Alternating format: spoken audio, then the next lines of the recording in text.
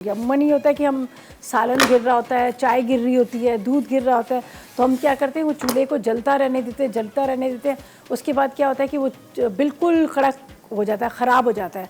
तो ये कि जब भी आप कुकिंग कर रहे हो तो आपने उसको सफाई ज़रूर कर लेनी है। और जैसे आपको याद होगा कि मैंने एक दफ़ा आप बताया था कास्टिक सोडा जो है ना वो इतना ज़बरदस्त चूल्हों को साफ़ करता है। जब मैं घर में शिफ्ट हुई थी, जो मैंने रेंट पे लिया, अभी मैं रेंट पे रहती हूँ, तो वहाँ पर उनके चूल्हे इतने गंदे थे कि उनकी जो ग्रिल है ना इसके ऊपर इतनी मोटी मोटी तय थी।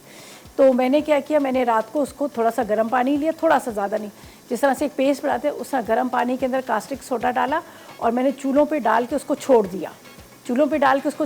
सुबह वो ऐसे फूल के एकदम से सारा आ गया। फिर डबल ग्लव्स पहने, इसलिए वो ज़रा सा हाथों के लिए थोड़ा होता है, डबल ग्लव्स पहन के फिर मैंने क्या किया, उसको आराम से मैंने उसको जो हमारी लोहे वाली तार होती है जिससे बर्तन होते हैं उससे इस तरह उसको रब किया। रब करने के बाद टावल लिए गंदे वाले, वो टावल से सारा साफ़ किया, फिर 2-3 दफ़ा इस तरह साफ़ किया, इतने चमक गए और अभी भी मेरे चूल्हे जो है चमक रहे हैं साफ़, हालांकि वो बहुत पुराने हैं। तो ये है कि वो बहुत चूल्हों को साफ़ कर देता है। ठीक है।